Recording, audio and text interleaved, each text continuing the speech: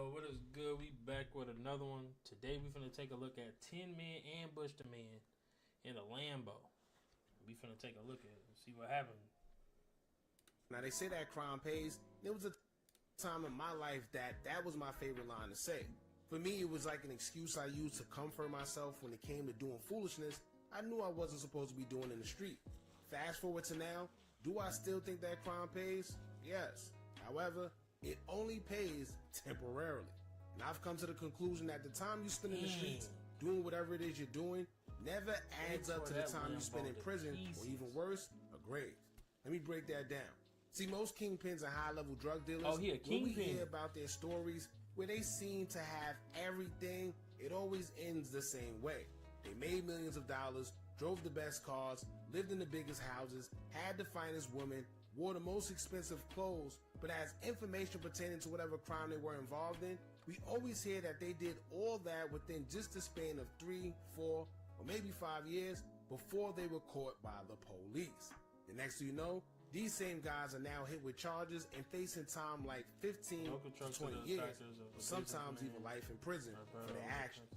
Or you play so hard in the streets that aside from law enforcement, the streets actually caught up with you because of either past beef or just plain jealousy.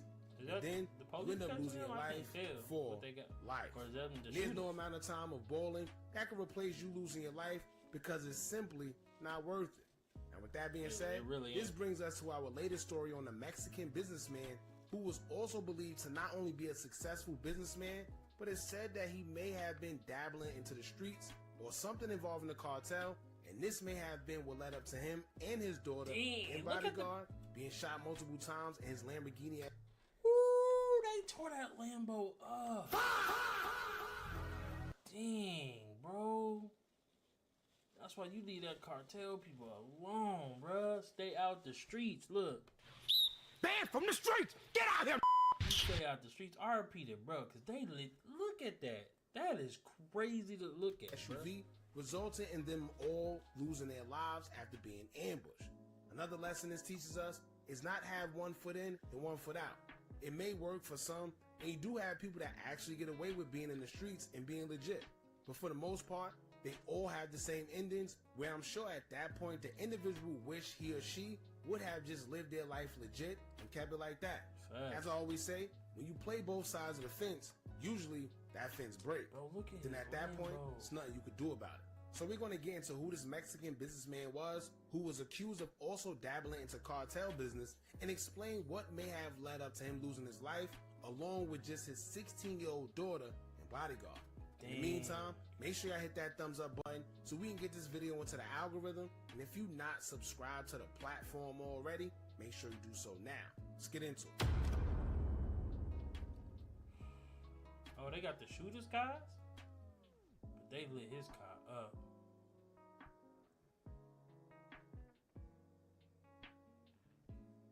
Born in one of Mexico's major cities, Zapopan, in Jalisco, Mexico, was a businessman by the name of Alberto Valencia, aka El Prito. He was mostly known in the local business community and respected for his professional achievements in family life. One of those achievements happened to be building a reputation as a successful entrepreneur in Jalisco, making himself a wholesale merchant and founder of Transportes Odal, a logistics company certified under the U.S. CTPAT standard. His company dealt with transporting dry boxes, refrigerated units, and container platforms throughout Mexico. The USCTPAT is an acronym that stands for Customs Trade Partnership Against Terrorism. This is a program where business partners with the government to secure international supply chains against terrorism, help find loopholes in the security of transporting, and helping make trade flow more effective. Members include importers, carriers, and manufacturers, but the benefit of this the most is that their goods are inspected less, or sometimes not at all, plus expedited border processing, especially when it came to the U.S. ports. Now from that alone, I think that should already tell y'all why his business is so lucrative in a company with a cartel went wild with drug trafficking. Cartel was paying that man. Paying him. He was like, hey, get this overseas, gang. They don't get checked as often, or they don't get checked at all. Yeah. Trafficking into the U.S. and always trying to figure out new ways to get it into the U.S. Keep in mind, there's a lot of corruption in Mexico, and this is why there's rumors spreading that according to reports, Alberto may have denied forced protection from the cartel when it was offered, and instead he went on to hire his own security personnel.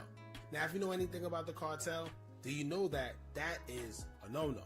However, Facts. I'm assuming that Alberto felt strong in denying the cartel, assuming that if he got his own security, he should be safe, dang, he denied right? him? Well, we'll get back to that, because on December 29th, 2025, at around 10:20 a.m., Alberto was traveling in his Lamborghini Urus, led by a convoy with his 16-year-old daughter inside and private security personnel, where some were even identified to be ex-military men. That's when it said that around 30 armed assailants who utilized large vehicles, including an abandoned GMC Yukon that was used to block the convoy in, got out of the vehicles and began shooting. I thought it was 10. 30 armed assailants. 30. 30. Dang. Like, was it that deep? 30 people shooting at your car? Look at it.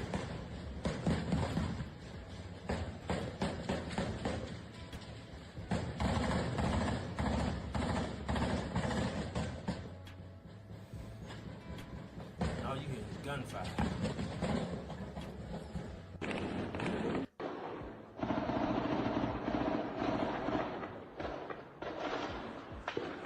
I've been in the house. Ain't no recording, ain't none of that. I'm in the crib.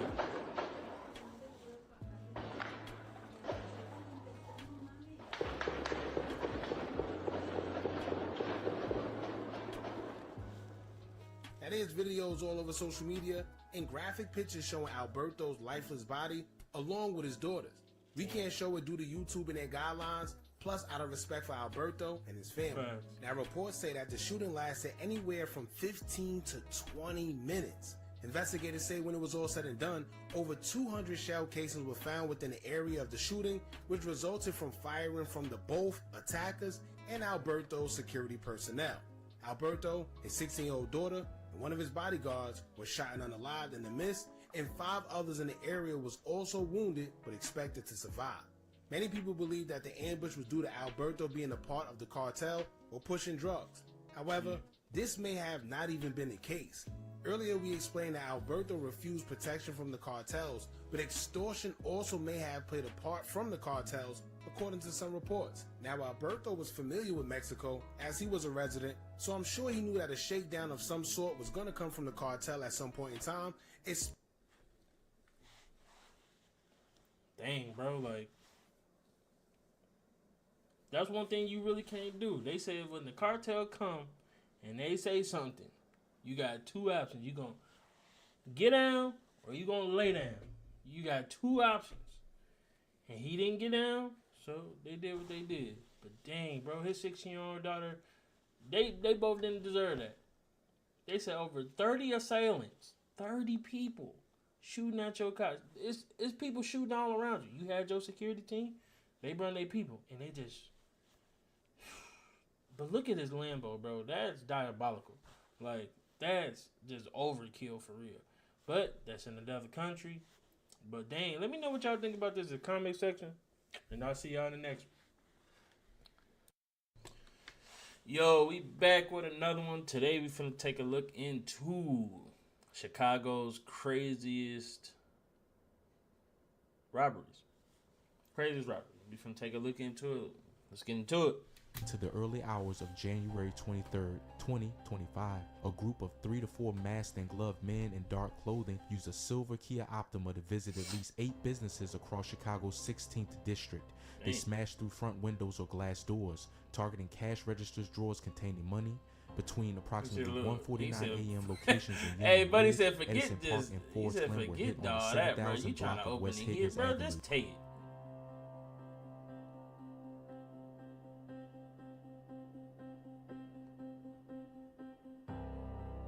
Then the man picked up the rock. A masked man wearing a light-colored hoodie, a dark jacket, and carrying a backpack walks into a store. He pulls out what appears to be an AR-style pistol and points it toward the register. The employees are forced to hand over the money as he demands everything inside. Within seconds, the suspect takes the cash and leaves the store.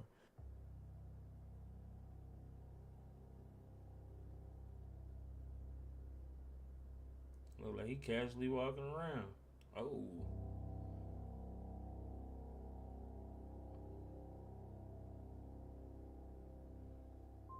Come on, lady, put it in the bag. Fingerprints, bro. You tweaking.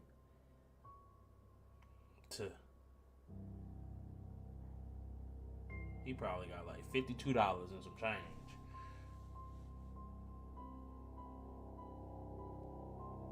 Is that another? Did he come back? Hold on. How many times did this place got robbed? Cause dude just came here with an IRP. Is this the same dude that came back with a pistol this time? Like, hold on. How many times is this place getting robbed? They keep getting robbed for some reason. This robbery was not an isolated event. Just days later, another business on the south side was hit in the same way. The same suspect is seen again, dressed in the same clothing, entering a store and flashing the gun as he forces workers to empty the drawer. You A week robbing after that, he strikes yet another. Banned from the streets! Get out here! You look a little, what's the word I'm looking for here? Stupid. This man finna rob a Dollar Tree. You're robbing a Dollar Tree, sir. A Dollar Tree. The business. At all Again, places, you armed robbing and a Dollar prepared, Tree. Following the same pattern. In each case, he enters quickly, brandishes the weapon, robs the register, and escapes before anyone can react. People still The shopping? consistent clothing and weapons suggest the same individual carried out all of these robberies. This one is absolutely wild. In the pre-dawn hours of August 5, 2025, masked men smashed their way into a store, what looks like a liquor shop, on the 0 to 100 block of South Pulaski. They're here for one thing, the ATM. They break in, rip the machine right out from wherever it was sitting, and haul it away. Whether fully stolen or rifled through first isn't to be seen on the footage, but they walk off with it. It's brazen, fast, and totally over the top. This wasn't a solo job. It matches a pattern. At least 18 ATM thefts across Chicago since early June, hitting neighborhoods from the near west to near. They hit up 18 ATMs. So y'all grabbed 18 ATMs and was grabbed. North, That's Northwest, crazy. Austin, Grand Central, and more. In each case, groups of 2 to 5 masked individuals in stolen or rented SUVs smash into businesses, either cracking open or tearing out the ATM and loading it into the vehicle before speeding off. In this incident, investigators say there were 4 men, all dressed in dark hooded sweatshirts with masks and gloves. Their shoes stand out, Air Jordans with white or black laces, one pair with a white tongue, another with a gray glove featuring a red lower cuff, and one wears sweatpants with white stripes at the sides. A rideshare driver arrives at the 4500 block of South Hermitage Avenue in the back of the Yards neighborhood just after 1:15 a.m., drops off a customer, and suddenly finds himself threatened at gunpoint. The customer pulls out a firearm, orders the driver to exit the vehicle, and then takes off. Driving away in a stolen car, when investigators reviewed the footage, they caught the suspect inside the stolen vehicle. He's seen wearing a Rick and Morty hoodie and has tattoos on his neck and hand, all crystal clear in high definition. You look a little, what's the word I'm looking for here? Stupid. Caught you on camera in the car. The camera's in the car. Stupid. You're dumb. Go ahead. Banned from the streets! Get out here!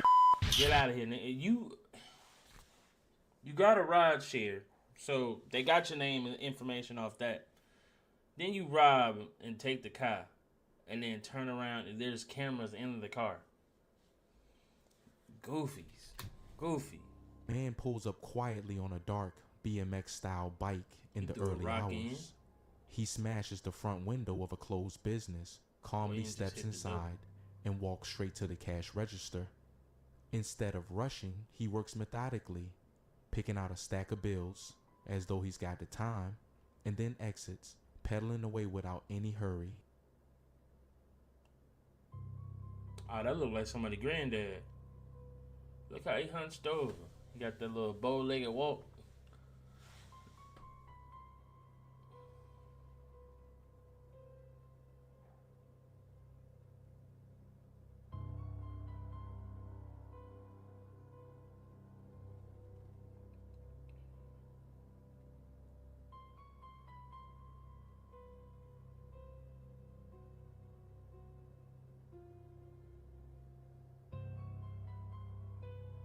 He is taking his time.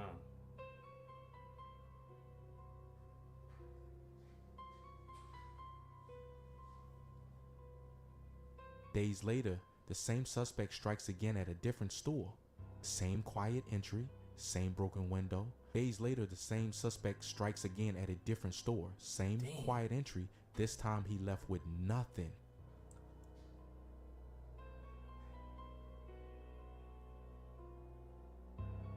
These burglaries happen across Chicago's neighborhoods. That man went in there, looked in the register, empty. I know he was Heights, high. Marquette Park, Park Manor, Gresham, and Beverly between March 19 and March 26, 2025. It's the same individual each time. A bulky male around 5'8 to 6'1 and 240 pounds, dressed in dark clothes, a black mask and gloves, with a reflective yellow stream safety vest that makes him stand out against the night. He lurks on the landing of a dim stairwell, seemingly waiting. You can see him watching, studying a target before he moves. Is he breaking in the car?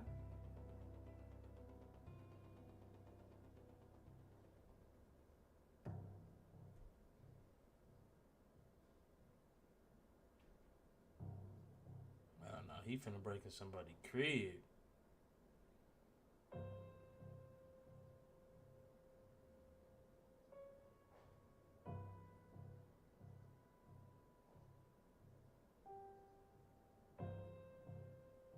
That man trying to listen, trying to see if somebody in the crib.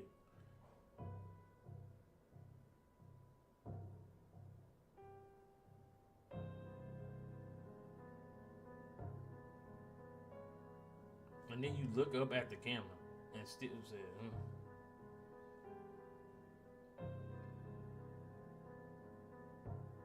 You gonna go in, nigga? Like, dang. He just looking. Anybody home? When the moment comes, he leaps into action. A handgun in his hand, he forces his way in, surprising whoever's there. There's no hesitation. He takes control, demands the money, then slips away as quickly as he appeared. This isn't random. It's part of a wave of armed robberies sweeping through Chicago's Gresham neighborhood in the 6th district. In each case, the suspect is armed, uses the same method of lying in wait, and strikes with precision and force. 3 men move in on a storage center under the cover of night. They smash their way inside and head straight for the units. One by one, they break into lockers, pulling out boxes, clothes, bags, anything people had left stored away. They don't rush. They take their time, piling up whatever they can carry. Then they disappear back into the dark with armfuls of stolen property. Days later, the same crew shows up at another storage spot. Same method, same slow and steady approach. If you hitting up storage units, you must know who got. Somebody got to work there that knows something. Because ain't no way you hitting up storage units. Bro, people be throwing away, putting BS in storage units. Yeah, I know it's a whole bunch of BS. I know you're not taking everything. Because, bro, people be leaving some BS in storage units. Smash the lock, raid the units, and walk out with everything they can grab. Dang, that happened early this year.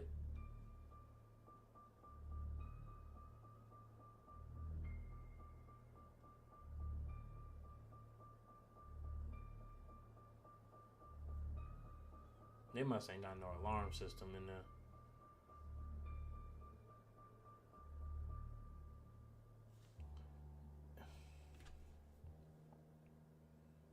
Niggas walking back and forth. Walking back and forth.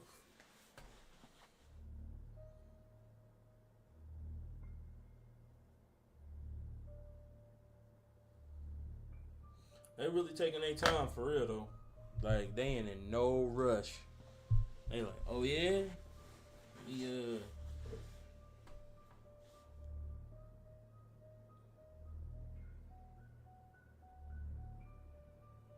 Mass gunmen walk inside 3 businesses in rapid succession, hitting Lincoln Park, Avondale, and Logan Square, all in about an hour and a half just after 2 a.m. They're dressed head to toe in black, ski mask, hooded sweatshirts, pants, and gloves. They hitting them motherfuckers.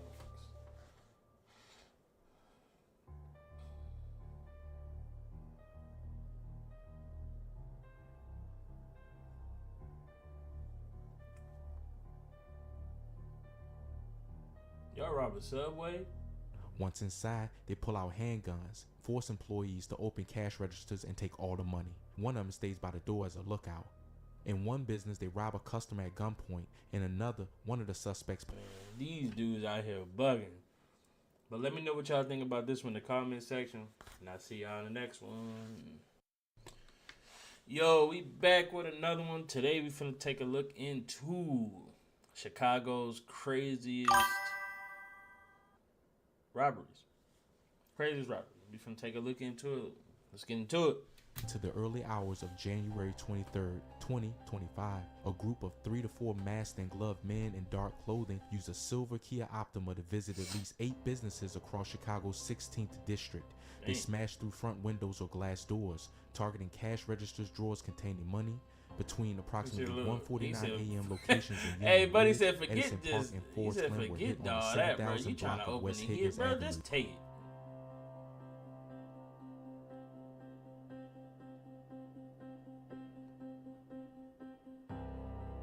Then the man picked up the rock.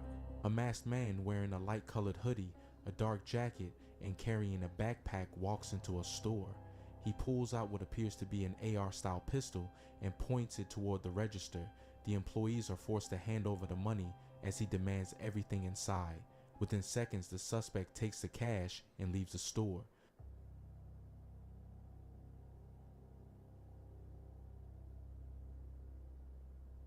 Look like he casually walking around. Oh.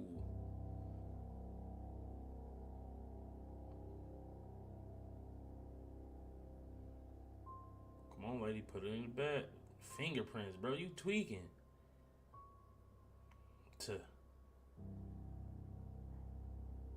He probably got like $52 and some change.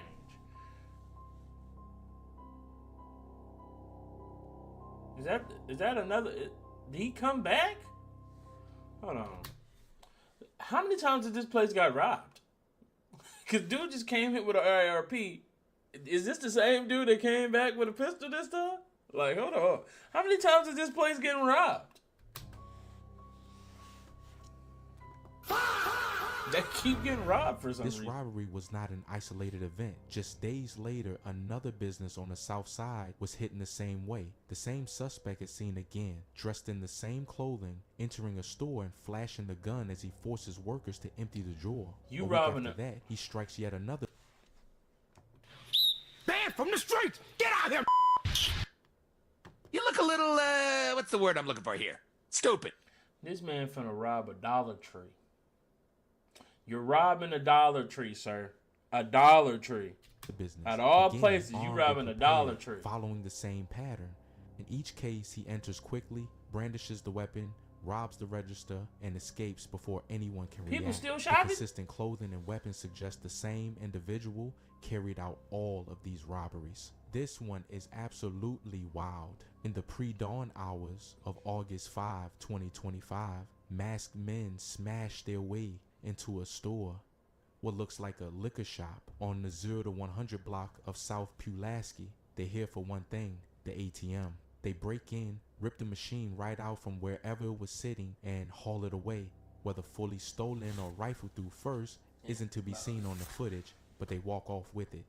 It's brazen, fast, and totally over the top. This wasn't a solo job. It matches a pattern. At least 18 ATM thefts across Chicago since early June, hitting neighborhoods from the near west to near. They hit up 18 ATMs. So y'all grabbed 18 ATMs and was grabbed. Near north, northwest, crazy. Austin, Grand Central, and more. In each case, groups of 2 to 5 masked individuals in stolen or rented SUVs smash into businesses, either cracking open or tearing out the ATM and loading it into the vehicle before speeding off. In this incident, investigators say there were 4 men, all dressed in dark hooded sweatshirts with masks and gloves. Their shoes stand out, Air Jordans with white or black laces, one pair with a white tongue, another with a gray glove featuring a red lower cuff, and one wears sweatpants with white stripes at the sides. A rideshare driver arrives at the 4500 block of South Hermitage Avenue in the back of the Yards neighborhood just after 1:15 a.m., drops off a customer, and suddenly finds himself threatened at gunpoint. The customer pulls out a firearm, orders the driver to exit the vehicle, and then takes off.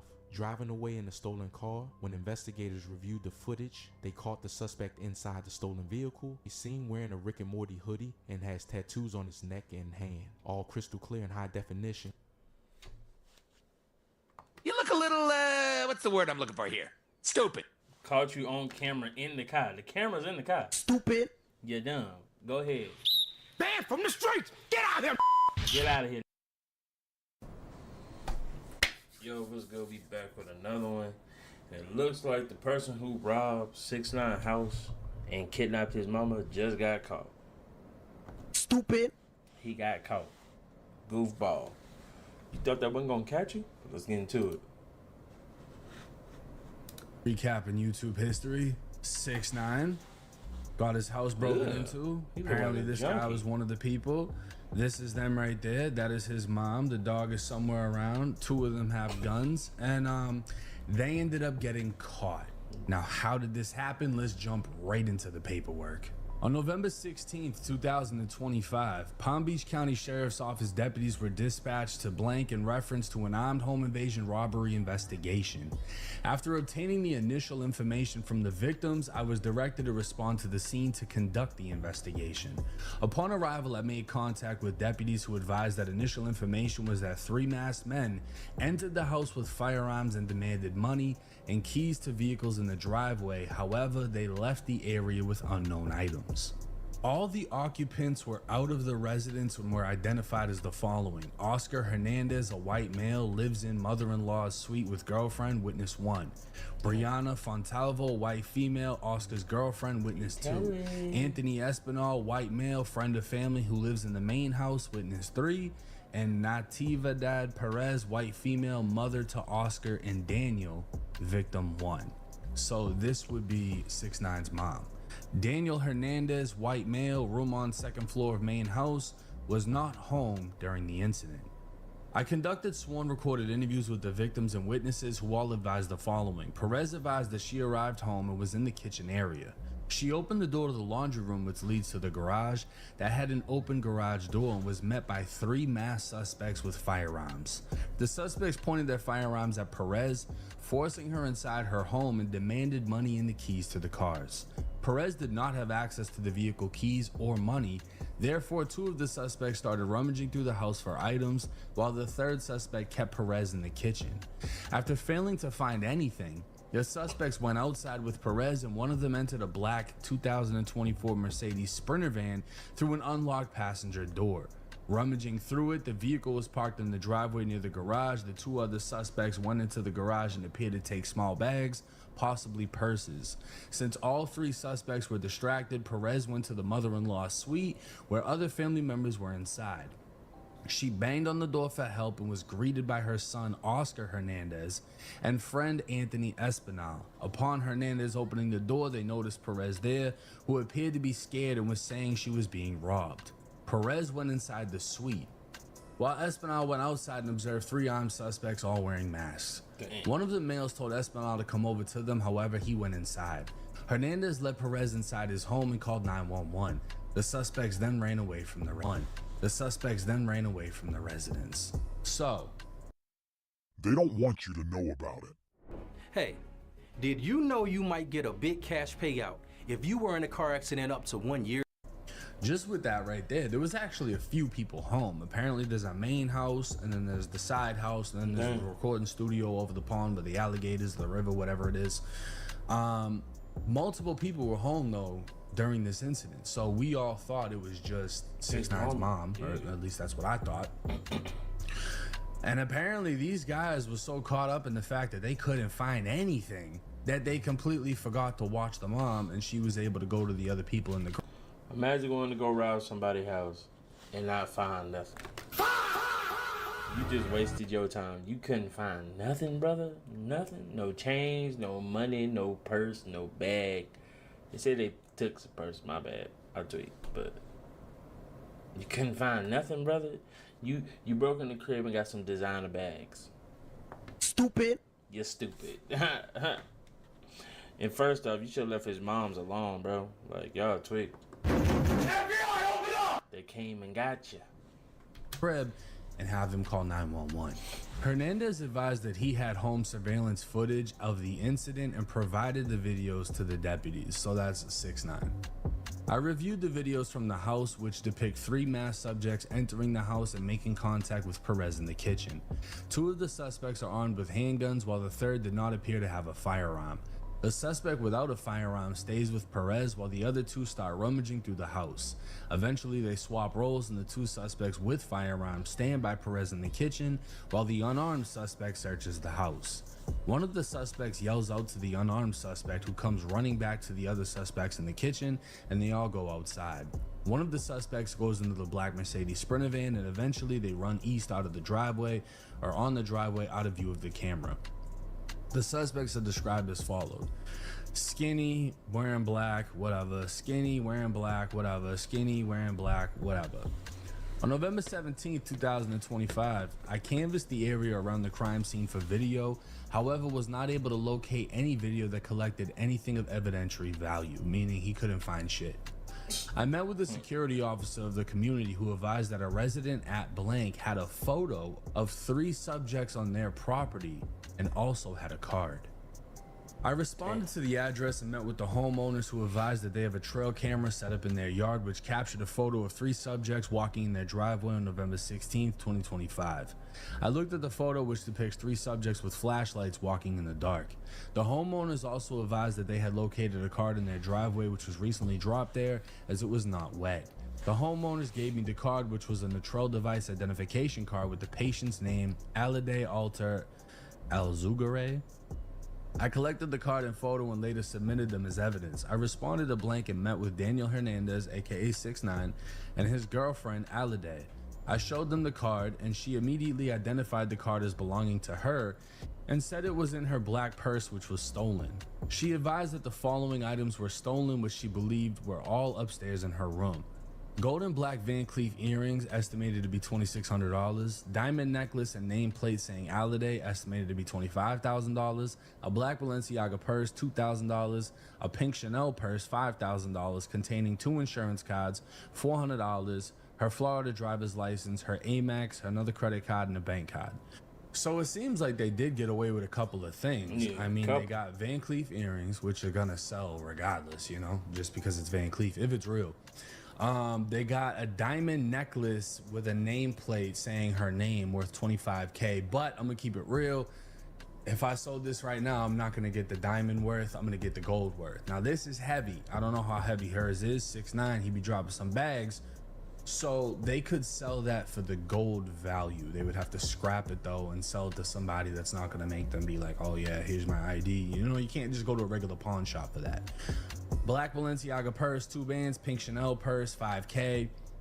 So all together, we're looking at 30, 34, you know, they made off with over $35,000 worth of property. But this is where it gets interesting, because this actually breaks down how they caught Pedro. Through the ongoing investigation, historical cell site location information was obtained for common devices that are communicating with cell sites in the area of both locations. Meaning, this man really be going through all this, like finding out stuff. Single, like, you're cooked. Cell phone. If this man that was in the if this man 1090J get your paperwork, you're cooked. Area during the time of the home invasion. The fact that they can even legally do that and tell who is where at what time based on the phone's GPS is kind of spooky. Reviewing the T-Mobile records, they identified a device that was at or in the area of the incident during the time frame of the incident, as well as in the area of the additional recovered evidence recovered during the investigation, meaning they found a phone that was at 6'9"'s crib and also at the homeowner's crib where the ID was found at. An additional search warrant was obtained for the historical cell site location information for that device. The device, with the phone number that I clearly blurred out, was found to be associated with Pedro Daniel Rodriguez. Now, his location would show he went from Golden Lakes Boulevard all the way over to the area of the incident before going back to Golden Lakes Boulevard. They would do a background check on him and they would learn he's 5'9" with a thin build and that he lives off Golden Lakes Boulevard in an apartment building, right? Now, a detective would conduct surveillance at Pedro's home and see that he was wearing a black long sleeve hooded sweatshirt, black Adidas style pants, and black shoes or sandals. This is significant as this is similar to the clothing worn by suspects 1 and 2 in the home invasion. This nigga wore the same outfit you just did a robbery in on camera. Let me play it again. Stupid. You stupid. Man from the streets! Get out here! You're supposed to get rid of the clothes, brother. You wearing the same stuff? The same exact fit, head to toe. Based on that information, they got a search warrant for his apartment. On December 19, 2025, the search warrant was executed by Palm Beach Sheriff's Office SWAT team, during which time the following occupants were called out of the residence: his mom, himself, and another person named Sergio, who may be his brother. When Rodriguez walked out of the apartment, I saw he was wearing a black Nike jacket which had an air vent on the back similar to the one seen in surveillance worn by suspect 1. During a post-Miranda interview with Rodriguez, he confirmed his cell phone number, which he has had for a couple of years. See, this is why I said in the first video, I think he's gonna snitch. Why are you sitting down with the detectives at all? You just confirmed to them your cell phone number, and that is the only piece of evidence linking you to this home invasion. They found a number that was at this address and this address. They ask if it's yours, and you say, yeah, it's been my number for a couple of years. You literally just made that their greatest connection to you. Cha-ching, got him. He further advised that he has never been in the homeland community and claimed on November 16, 2025, he stayed at his girlfriend's house and then came home afterwards. I asked if he had ever met 6ix9ine, and he advised that he had met him in traffic on Southern Boulevard. He claimed to get a photograph with him on the side of the road. I asked if he had heard about anything recently happening to Hernandez, and he advised no. I advised him that I located evidence in his room, at which time he advised that he wished to remain silent. At this time, I stopped questioning him about the investigation. This is only a summary of the interview. So, at this point in time, he hasn't confessed. He will. He fucked up and literally admitted the phone number was his, which is linking him to the home invasion itself and the key piece of evidence that the detectives needed to be confirmed, but he hasn't said anything else. And I mean, this is a fresh case. Most people don't cooperate immediately. They cooperate down the line when they realize they're not getting out of the county jail and they're facing fucking forever. Upon speaking to Garcia, she confirmed her room was the master bedroom and Rodriguez slept in the front right room. She advised that on November 16, 2025, she was in New York. She provided Rodriguez his phone number and advised that the phone is in her name, but he has had the number for several years. I asked her if she called Rodriguez on November 16th, and she advised yes, and voluntarily showed me her phone. The call history showed she called Rodriguez on the 16th, and she spoke to him throughout the day.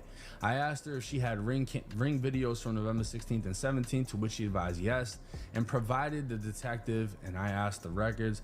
This is only a summary of the interview. I reviewed the ring video, and they are as follows. On November 16, 2025, Rodriguez and an unknown male leave Rodriguez's home. Rodriguez is wearing the black sweatshirt with a white emblem, black Adidas style pants with white stripe.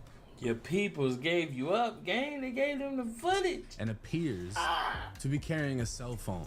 The back of the jacket has an air vent on it. The unknown male with him is wearing a black jacket and black pants with greenish underwear. November 17, 2025, Rodriguez arrives home wearing the black sweatshirt with a white emblem, black Adidas style pants with white stripes, and appears to be carrying a cell phone. He is with another unknown male who's wearing a black jacket, a white undershirt, and black pants. So, based on this description, Pedro Rodriguez is wearing the black sweatshirt with black Adidas style pants with white stripes. And he's carrying a phone, right? That's what he's wearing. So let's take a look at the actual surveillance video. So we got a guy right here with stripes, and we got a guy right here with stripes. They linked that together too quick.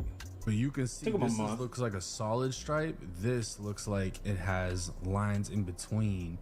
I don't know if that's hair or not, because obviously this kid has long hair. Dog just like, what y'all doing? We'll see what right y'all now. up to? That's got to be the Adidas what's logo going on, right guys? there, right? What's going on? So he's got a gun. He's got a gun. I think this is him right here. I mean, it looks like they both wearing the same shit. But damn, they got him in literally the same fit. fucking outfit. Nigga didn't To a change T. and get rid of it, nothing. To the T. I'm pretty sure it's this guy. I don't know. Maybe it's this one. Skinny as shit, right? Let me know what y'all think in the comment section. I think it's the Now, one on the detectives left. searched the residence and located the following items. Inside a black and yellow bin in his room, they found 17 boxes containing THC disposable vapes, 50 boxes containing THC disposable vapes, an empty box containing the 50 boxes, red, white, blue bags containing marijuana. They found 3 purses, a pink Chanel purse, a black Dolce & Gabbana purse, brown monogram Louis Vuitton. They found more marijuana in bags, more marijuana. God damn, we just got mad weed in the crib. THC cartridges, and then boom, they found the Adidas sweatpants. They found a black Nike hoodie, a black polo hooded sweater. So they got basically the outfit. He telling. I don't care. That man's telling. He got caught with all that, them weed pens. He had pounds and pounds of weed in the crib. THC, marijuana, and nigga, you got the purses still. Fits, and then based on my training and experience as a narcotics investigator, I know the amount of narcotics located in the room is consistent with the street level drug sales. It is not meant for personal use. On the kitchen counter was a red Apple iPhone with a black leather wallet case belonging to Rodriguez. Inside the wallet were his identification cards. In the kid's bedroom, there was a black Glock 19 9mm with blue markings and an orange dot front sight with a black magazine containing 15. Good, y'all. We back with another one. We finna look at the Face World. They had 13 bodies under their belt. The feds came and knocked on that door. You look a little, what's the word I'm looking for here? Stupid. The feds came and knocked on that door. FBI, open up! Got him up out of there. Let's get into it. Let's see what's going on.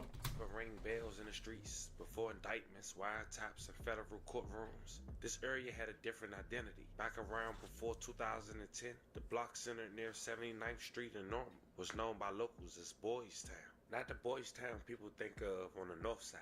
Not Lakeview, not Halsted, not the LGBTQ district. This was a completely different Boys Town. A street name used by people who actually lived and grew up around 79th Street, inside what federal prosecutors now call Face World Enterprise territory. And that distinction matters. Now, as mentioned, in late 2010, Face World became a thing. A 15-year-old was killed in Marquette Park on October 18, 2010. Investigators say Cornell, aka Kingface Henderson, was shot and killed at around 8:30 Sunday, Southwest Side neighborhood. He was a freshman at Chicago Vocational Career Academy. Cornell lived a block away from the shooting scene. He was shot in the back twice, found on the sidewalk in the 2500 block of Lithuania Plaza Court, and taken to Christ Hospital, where he was pronounced deceased. He and his 8 brothers and his sister had lived in Marquette Park for only a year. The teen's mother said Henderson loved baseball, basketball, cars, and music. Henderson's mother said he was outside playing with friends, and said she does not believe that he was the intended target. She held up 8th grade graduation pictures of Cornell and talked about how she had big hopes for her son. Quote, "He kept me on my toes, a joy to have." One of Cornell Henderson's friends in the neighborhood said she heard the shots, quoting, "I was in my computer room when I heard some gunshots. I didn't really know what it was. Then I got a phone call saying he died. I didn't believe it. Crazy. I didn't know he was in no game." Reports say shell casings from 2 different guns were found at the scene. Henderson family and friends say he'd never been in trouble with the law. Police confirmed Henderson did not have an arrest record. He was only 15. Yeah, we out here on the 9. Rest He in was peace to the 15, boy's got face, killed. Young as hell, 15 years old, just got killed. Shot. Got a little tribute out here. So. IP rest in paradise, my nigga. Ball to you fall, you feel me?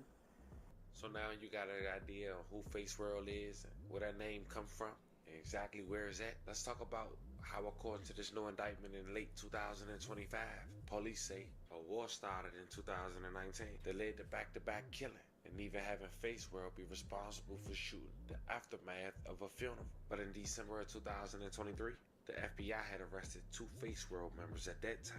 Dante Hopper, 24 years old, Tay or Tay Savage. And the next was Devion McClure, aka Disco. He was 20. Who y'all think telling? Off rip. They said somebody was telling. This indictment came too quick. Hey, if you in Chicago, you better get up out of there. The feds is clearly there. And I know it's a lot of y'all gangs out there in Chicago. Y'all better get the Get up out of there. Because the feds coming. You think they ain't listening, watching, got y'all wiretaps, all that? Good luck. 21 years old at the time. Police said the two carried out attacks on rivals, including Wiggle World, Disciples of David, and 900 Gang Fraction, according to the December 5th, 2023 indictment. Like other gang crews involved in drill rap, Face World sought to boost his status using songs and videos on social media. In the indictment back then, Keyshawn Warlow, 21 years old, was also involved in the conspiracy, but isn't listed as a defendant in the indictment. Keyshawn was charged in a separate federal case for participating in a 2020 carjacking spree. In November of 2023, his lawyer signaled that Keyshawn was thinking about changing his not guilty plea, according to court records. A month later, the indictment states that Hopper, McClure, and Willow were involved in the fatal shooting of Paul Harris on May 13, 2021. Harris was sitting in a vehicle in the 8600 block of South Hall Street at around 5:55 p.m. when two people walked up and started firing. According to Chicago police, he was hit in the head and body. The murder was for the purpose of maintaining an increase in position in Face World. The indictment say Hopper is accused of pulling the trigger, and apparently the feud had exploded into violence on July 13, 2020, when 21-year-old Face World member Tremonti Pace was fatally shot on the 8000 block of South Stewart Avenue. Police sources said. Man, I noticed like this stuff just like a never-ending cycle. You kill one of mine, I kill like 3 of yours. Kill 3 of mine, I'm gonna kill like 15 of yours. Like it's just gonna keep going. Like it's gonna keep generational, just keep going back and forth. Like this stuff happening. Buddy got killed in 2010, they said. Like the 15-year-old got killed like 2010. It started there.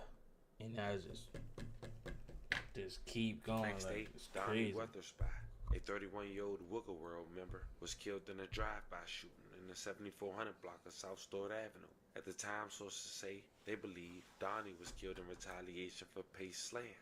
A week later, on July 21st, 2020, 15 people were wounded in a shootout near Rose Funeral Home in the 1000 block of West 79th Street, where a service for Witherspoon was being held.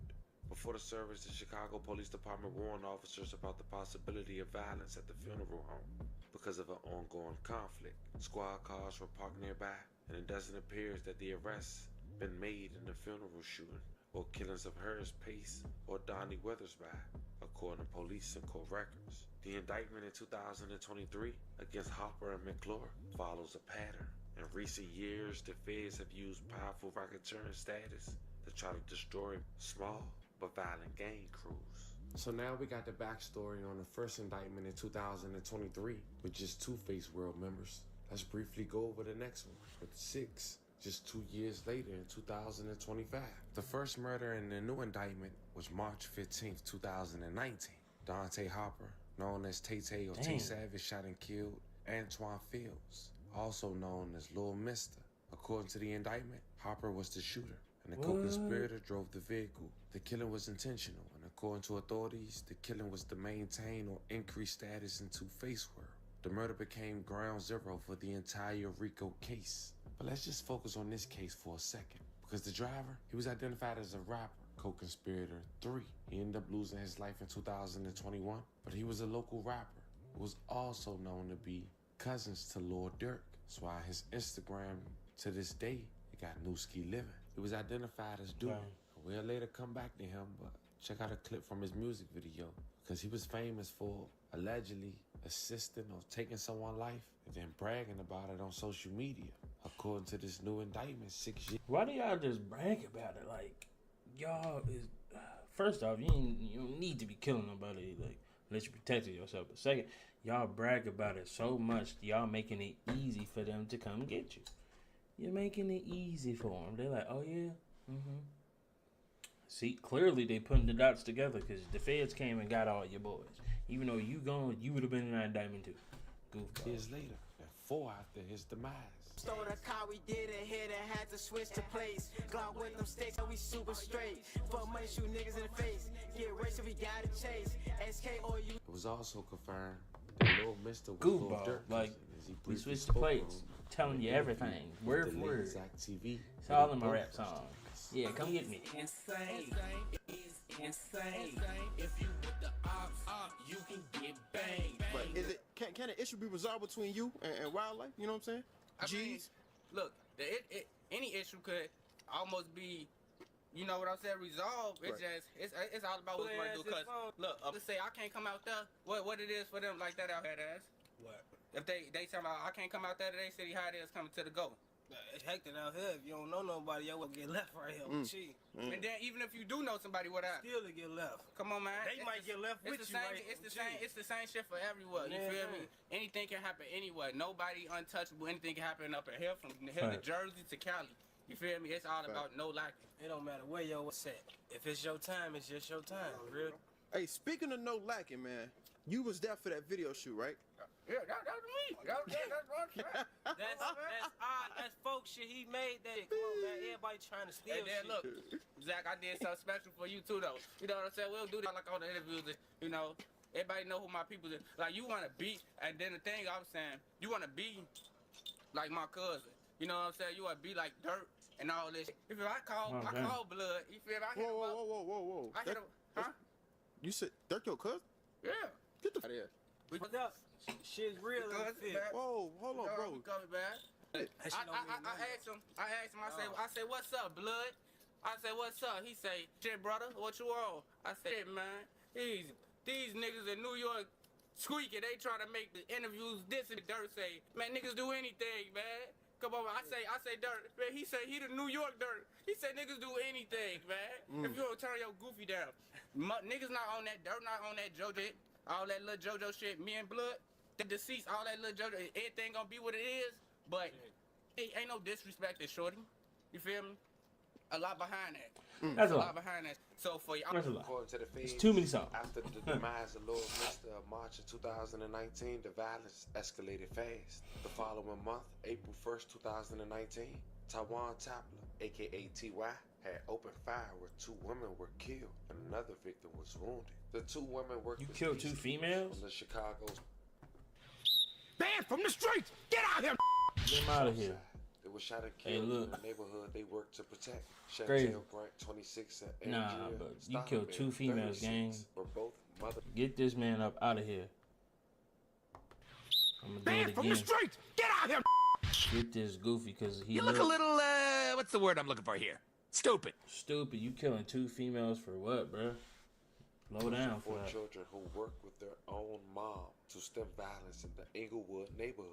Both women were hit by gunfire on the corner of West 75th Street and South Stewart Ave that is often occupied by members of the group Mothers Against Senseless Violence. Man, they both. And the mothers was trying to stop the violence, and you shoot them, bro. They got a special place for you downstairs. It's hot. It ain't no AC down there. They got a special place for you, buddy.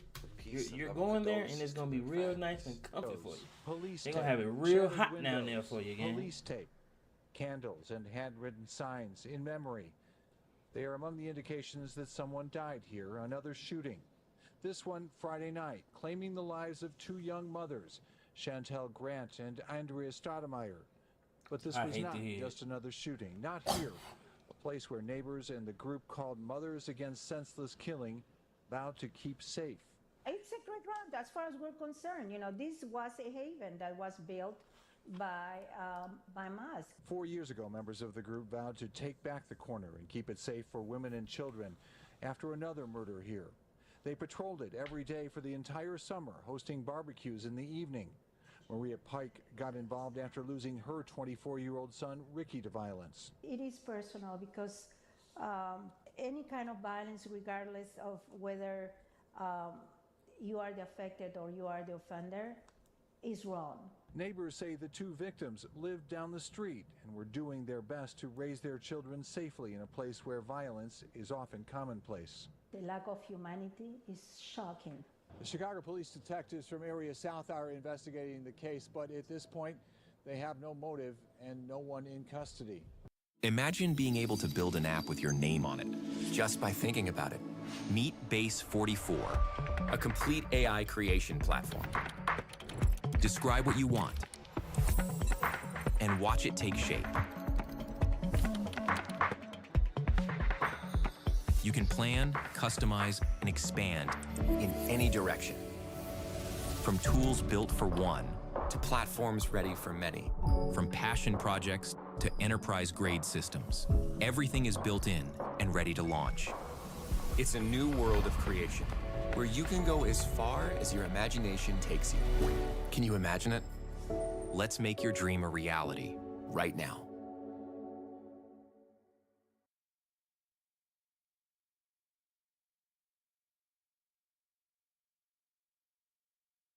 Yeah, 6 years later they would, but the next incident took place just 2 months after. According to the indictment, Face World had shot up a CTA bus. They shot up a bus? And passengers were hit. Prosecutors say this wasn't an accident. It was gang violence spilling into public spaces. You couldn't wait till they got out the bus? It was an armed robbery. Victims assaulted at gunpoint by Face World. One of the victims was S.A. Multiple defendants allegedly involved, and this wasn't chaos. Prosecutors say it was Face World expanding control through fear. The feds say next month for a couple of months was a drive-by warfare. The indictment repeatedly described the same patterns. Members riding through Wiggle World territory, saying people they believe were rivals, making a group decision to shoot.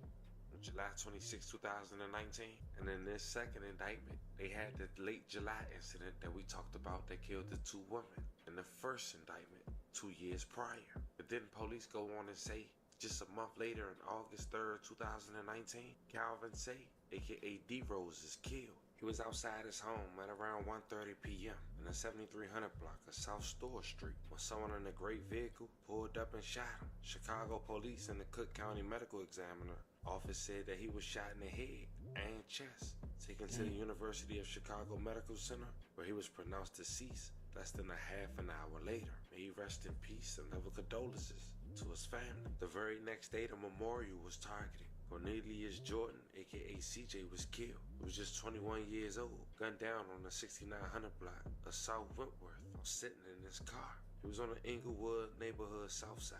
Female passenger in the car was also shot. May he rest in peace and level condolences to his family. Since CJ losing his life in this indictment, police wouldn't have nothing else until 8 months later the following year, May of 2020. And this is the most detailed plot in the indictment. Prosecutors allege 2 cars were used. Phones were parked to track the victim. Shooters exit 1 car. A gas station parking lot was chosen. Paul Harris was shot multiple times and killed. They say Dante Hopper helped plan it, supplied the gun, and coordinated the moments. Once again, that man been in damn near everything.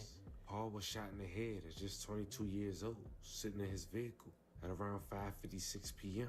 in the 8600 block of South Hall Street when 2 people walked up and started shooting into the vehicle. This part shocks juries. After Donald lost his life in July 2020, who we mentioned in the first indictment in 2023, prosecutors say Face World didn't stop there. They allegedly planned retaliation, drove to his funeral, opened fire to a crowd, and wounded multiple people. That was one of the moments prosecutors were used to show reckless disregard for him. That's why this indictment happened. It was happening already, and it just got worse. Y'all shooting up a funeral, bro. The man already gone. What more can he do? Y'all got him. What more can anybody do if he's gone already, bro? Like, y'all shot up his funeral for what? Like, it's just sad, bro. Chicago crazy, man. I'm from Illinois. Like, then police mentioned 4 more murders in this indictment.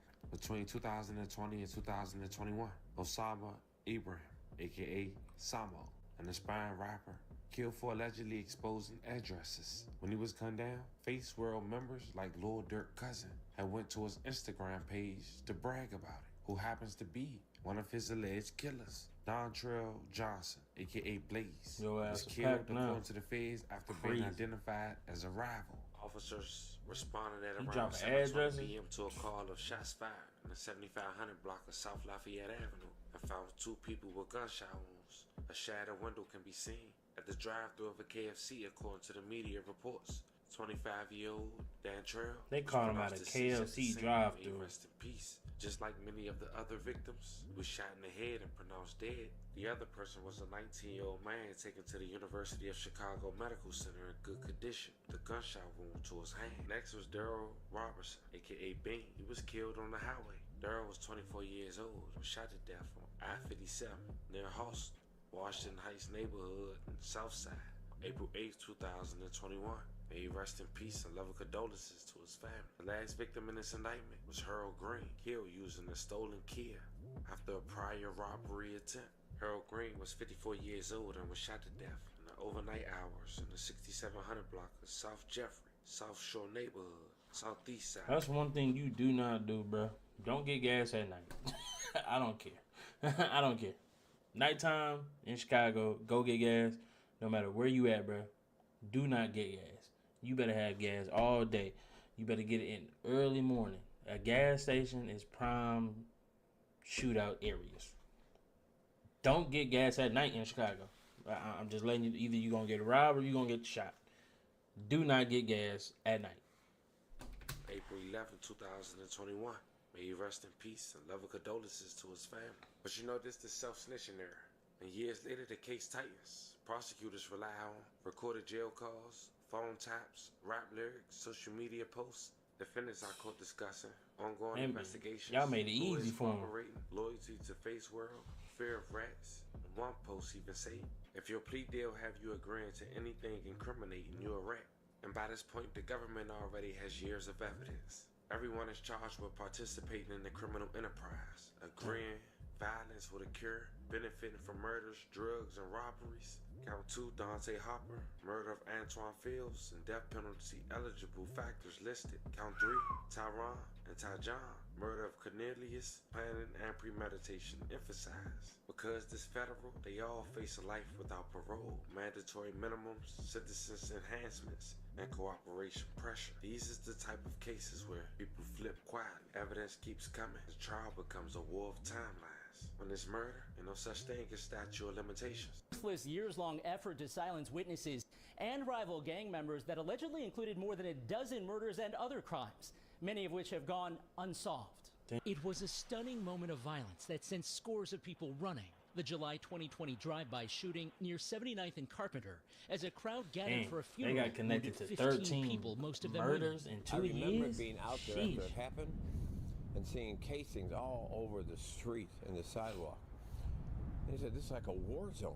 Father Michael Flaker offered a $15,000 reward after the shooting, which prosecutors now say was gang retaliation. It's one of a string of shootings detailed in a federal indictment charging 6 alleged members of the Face World Street Gang with racketeering, conspiracy, and other charges. Cowards are the ones that spray crowds and shoot at crowds. If I remember right, there were children out there at the time with the adults. Prosecutors say for years the defendants committed murder, attempted murder, assault, and other acts of violence, keeping victims' rival gang members and witnesses in fear, allowing the gang to engage in drug trafficking, theft, including carjackings, and other crimes. It's right in the sweet spot of what the U.S. Attorney's Office does. It's a classic RICO gang conspiracy. They've done them for years, and this fits right in the mold. The indictment also charges one of the defendants with the 2019 murders of 18-year-old Brittany Rice and 19-year-old Zenobia Brantley, who both worked at Walmart and were sitting in a vehicle after work near 77th and Eggleston. Another co-worker in the car was wounded. It's a long-running criminal gang females. With a lot of murders to their name. You can tell that by the charges. All 6 defendants are in custody. Period, but if y'all convicted, they could receive people. life sentences. And because these are federal charges, 3 of those defendants could face the death penalty. Dang, bro. Face World. At Chicago, the feds are there. The feds is there. They listening, they watching, they coming to get you. So if you ain't, hey, you better get up out of there while you can, because they coming to get your ass. They're coming. FBI, open up! Open up, nigga. We coming for you. But dang, 13 bodies in 2 years is crazy. That's a crazy number. And 4 of them was females that had nothing to do with anything. Y'all just killing innocent people, and hope y'all riding there. Some of y'all getting the death penalty. Hey, that's none of my business. Don't respect any of this, bro. None. None of this is okay. None of it. But let me know what y'all think in the comments. I'll see y'all in the next one. Yo, what's up, yo? We got something crazy. Chicago rapper Chucky wants to unalive Mac Moolah, the YouTuber. For what? We finna find out. Like, let's get into it. For Chucky Wackham just got exposed for threatening a blogger for covering things that he posted publicly. Like, he went on live, he said certain things, he's engaged in beef online, and the blogger covered it and reacted to it, and now he got a problem with him. And this is the problem too, man, when it comes to rappers. They feel like they're bigger than the program. A lot of these dudes would suck our jock strings. They would beg us to post them on social media. And then once they blow up, now all of a sudden they don't need bloggers no more. And now the bloggers are their enemies. And it's just a part of a toxic cycle that we've been seeing in hip hop. I personally tell a lot of bloggers, man, don't let that humble rapper act fool you, bruh. Don't let them big broing you fool you, bruh. Because the minute they get some clout and attention, they leaving you, bruh, right? They deserting you. They don't got no time for you. They gonna start disrespecting you. So in this particular case, yo, Chucky has been online beefing with O Block members or some O Block members for a while now. Okay. They've been self-incriminating. They've been going back and forth. They've been dissing. And of course, it's gonna get covered. Like, do you expect to diss other famous rappers and other popular people and for it not to get covered? If you don't want it to get covered... And this is my thing. Multiple people probably covered it, and you get mad at one person. It's crazy. If you don't want your beefs to be covered, then don't beef online. But y'all are addicted to beefing because it gets y'all some type of social currency that y'all could trade in for clout and attention. But in this situation, the blogger Mac Mula, who Chucky is apparently mad at, isn't even the one who made the video documenting Chucky's beef and his self-snitching that he's been engaging in online. He actually just reacted to the video. It was one of those AI Slack channels who created the documentary covering Chucky's beef with O Block members. Chucky, you're going out bad. You're going out bad. AI made a video about you self-snitching, and you get mad at another nigga for it. It's crazy. That's diabolical. Like, come on, bro. All Mac was just react to it. So Chucky is mad at the wrong person because he can't really get mad at the AI. Because the AI, one, you don't have a person to be mad at. It's AI. And then two, all the AI is doing is just documenting and covering what y'all post online. One rapper went viral for admitting in a song that he was the one who shot Boss Top. O Block members posted pictures of bodies getting lifted into ambulances dissing, while Chucky Wack M's crew mocked them in the comments. Both sides wear OTF chains, both have ties to No Limit, and both are trying to pack each other. This is the war between Bloodbath and O Block. The war between O Block and Bloodbath is one of the most confusing and dangerous internal beefs to ever come out of Chicago. What started as a quiet tension... Chicago is home of the do your homework on internal beefs. Between two crews with mutual ties has now turned into a full-blown war. Shoebox baby a clown. You know that. Now, imagine saying all this on a live. Know that. Now, imagine saying all this on a live and then getting mad at me for reacting to a video where they repost the live that you made. It ain't like you said. It ain't like he said it in a closed door room, and I was in there and I snuck and recorded and then posted it. No. It's cognitive dissonance, bro. You don't want or believe that bloggers should be covering you. You don't want bloggers to post things that are going to incriminate you. But yet your actions are online, giving them nothing but incriminating things to post about you. It's your fault, right? So after this reaction here, which I watched the reaction, it really wasn't a bad reaction. All he did was react to the AI video. And, you know, he kind of gave Chucky his credits, his props. Didn't really understand why people were beefing with him. But Chucky then hopped in his DMs on Instagram, not on some nice stuff. Now, if you want a blogger to take something down, trust me, I've taken down posts. Offset had DM'd me before saying, hey, bro, like my homie just passed away. Like, you posting this stuff is kind of crazy. I got you, bro. I took it down, okay? Lil Baby, I took it down. So there's ways to go about it. How he went about it is the worst possible way to go about it, bro. First off, it's the internet, bro. You can't out-tough me on the internet, bro. Right? Bro, I don't care how tough you are in person. I don't care if you done got 100 bodies, bro. You cannot out-tough me on the internet. It's the internet, bro. So you DM me something tough or you DM me trying to be tough, bro, we're not in front of each other. I can violate you in the worst way and there'll be zero consequences. Cut it out, man. So he DM'd this dude at the tender age, I think like Chucky is like 18 years old, but he DM'd him trying to get on him for making a reaction video. And obviously that's the worst way to go about it. And Mac Mula was not cooperative. Posted this and he said, you blog niggas weird. Y'all don't even get paid enough to be sitting down researching a nigga's whole life. Don't make no more YouTube videos about me. Go react to some music, not no game. I don't know why rappers are still trying to play this money game with content creators in 2025. A lot of y'all are jumping to sell your booty to do content now because y'all understand that there's no money in rap. So, yeah, of course. Do your homework on some rappers selling their booty. It's crazy. Do your homework. What rappers is doing this? Hold on, time out. You can't just blow past by like you would just say that. Of course he gets paid enough to react to your videos, which is why he's reacting to your videos. Now, if I had to guess who got more money, Mac Mula or Chucky, Mac Mula got more money than Chucky. Like, that's just the undisputed fact.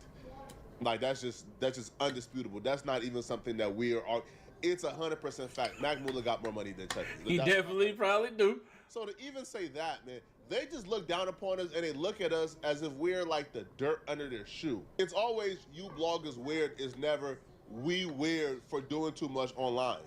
Now, so he wrote that publicly and then he DM'd Mac Mula. Now, Mac Mula responded back in a very mature way that I'm proud of. Right? It couldn't be me. All right. So once you take that approach, bro, all right, we just disrespecting each other at this point in the DMs, bro. I'm not doing no type of, man, bro, you could have came to me. How would y'all feel if you made a video and somebody got mad about it and threatened your life? How are you going to react to that? I want to know what y'all gonna do. Man, F that, bro. He ain't coming to you to have a conversation, man. All right, he disrespecting off rip. So what I said was you could have came to me like a grown man and had a convo. Unfortunately, coming my DM telling me what to do ain't gonna work. I'm not no peon. You put stuff on the internet, people are gonna make videos about it and I'm gonna react to it. It ain't like I'm secretly spying on you. You're putting it on the internet knowing you're a famous rapper. What am I supposed to do? The only reason I even responded to this is because he put it on his story. So I'm like, let me go ahead and make a video about it type shit. Bro, you not nobody for me to come link up in person to talk about no fucking, talk about me? What the fuck? Now, I didn't say nothing about linking up in person. This is all I'm saying. Don't make no more YouTube videos of me. Bro, you're a famous rapper. You're a famous rapper who puts beef and street shit on the internet. Why do you think bro? But I didn't say nothing about linking up in person. I was just saying the way that you came. But this is why I be saying, like, I don't know why everybody got to be tough and like, don't make no more videos about me, nigga. Yeah, I'm Big Bad Wolf and all that. Like, we ain't got to do that, bro. We could just have a simple, regular, calm conversation. And if you really didn't want me to do that, honestly, bro, you don't do crash out stuff for me to really react to it. You know what I'm saying? So if you would have just came in my DM on some, hey, bro, I appreciate it if you just don't make them type of videos on me, this, that, the third. I have no problem being like, hey, cool, bro. You know what I'm saying? I appreciate you coming. Keep going crazy with your music. You know what I'm saying? Be cool. Like, you know what I'm saying? Respect to you, bro. Be safe out there. All love, bro. Keep hustling. Woody, woody, woo. It could have been, like, calm like that, but yeah, I don't know why. You know, niggas gotta communicate like that. Down at the crib, making videos about me. I made one video about this man. Again, I want y'all to understand. And I've been doing YouTube since 2011. I made one video about this person. Keep that understood. And you just said I could have came to you like a grown man and had a convo.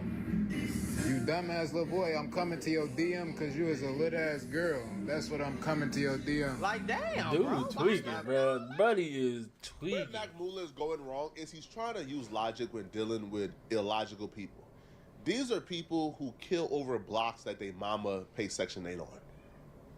Again, these are people who kill over corners and blocks that they mamas have Section 8 vouchers for. These are not logical people. I already have a disdain and hatred in my heart for rappers, so he picked the right block. He picked the right block. Mac Mula that man Flacco was like, "Oh, please come in my DMs with that, please." He's not gonna do no internet woofing online. He's not gonna go back and forth. He picked the right one, okay? Because it makes no sense.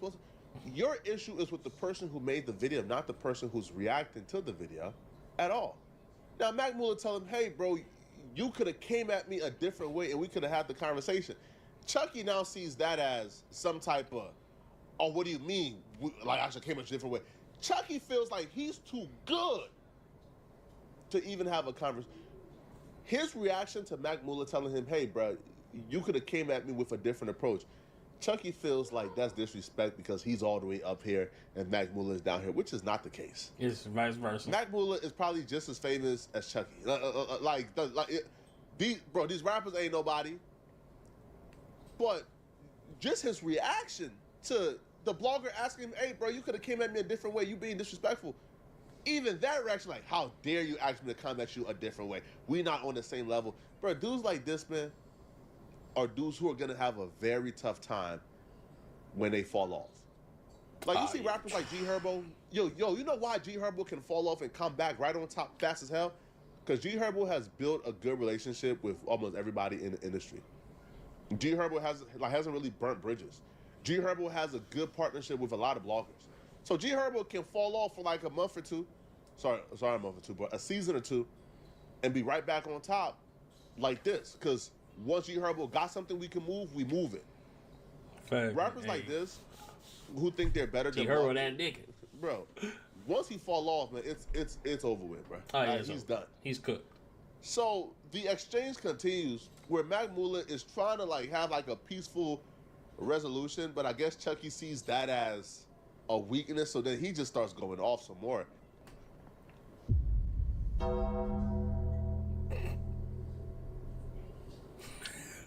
gotta be a little girl. Why? And again, it's not the first time some shit like this happened. The only reason I'm making this video is because of this. Because it went on your story. And I'm like, shit, I'm going to give me some views on this shit. I'm making videos about me, and I'm not finna go back and forth with you. If you choose to go back and forth with me, then I will link up with your ass and smack the shit out you. Real deal. I don't know why niggas be like this, bro. It's a real concern of mine. Whatever going on in the streets, let it go. I hate you blog ass niggas talking about come to you. Who the fuck is you? See why I say he got the right one? Mac Mula is so unproblematic, bro. That man said, I'ma slap the ish out here. And Mac just, I'm not. He got the right one. Okay, because my question to him, and it would have been seen as antagonizing, is, okay, hold on. You want to slap the ish out of me and bring me violence for making a YouTube video and reacting to something that you posted. Facts. Don't your ops live a block away from y'all? Don't your ops live a block away from y'all? Have something died over there yet? Have something dropped over there yet? If your ops is a block away and they are not exterminated, then you ain't got no business threatening me, bro. I'm a blogger, bro. All right. You ain't got no business trying to slap a blogger when you ain't slapping your ops yet, bro. Straight up. That would have been my response, bro. Because it makes no sense. A lot of these dudes are tough when it comes to the media people and the bloggers, but they're not tough when it comes to the real people who want to be tough with them. Your video is dedicated to me and my guys. I don't like your vibe. My videos are not dedicated to anybody, bro. I react to literally whatever is going on that'll get me views, bro. So I said, nobody said link up in person. Don't post it on me no more, simple. You just said this like I was supposed to get in contact with you another way. And that's not what I meant. That's why you see what look at what I'm saying. I want y'all to see my world. Nah, I meant you could have came in my DM another way. Not don't post about me no more. No nigga, I'm going to hell straight to the point. Not even trying to politic about me. Is you slow shorty? It's a respectful way to do things, and it's a disrespectful way to do things. You disrespecting me by putting me on your page. Now, okay, again, if I was like some secret spy that was like at your crib with some cameras and some... This nigga Chucky giving me a headache. So, you're mad at Mac Mula because he made a video reacting to a video an AI made about you beefing with some niggas around the corner. That's gotta be the dumbest reason to be beefing with somebody I've ever heard. You're mad at somebody for something that has nothing to do... Well, it does have something to do with you, but it's... Bro, you're making us look bad, bro. Like, you're making everybody look bad. Your whole clique, brother. Cause you doing dumb stuff like this, you getting mad at somebody. Video equipment, and I was stop talking about me, hacking into goofy. your DM and I'm shit, angry. and bringing that to the internet, I will understand. But if you, I'm the big bad.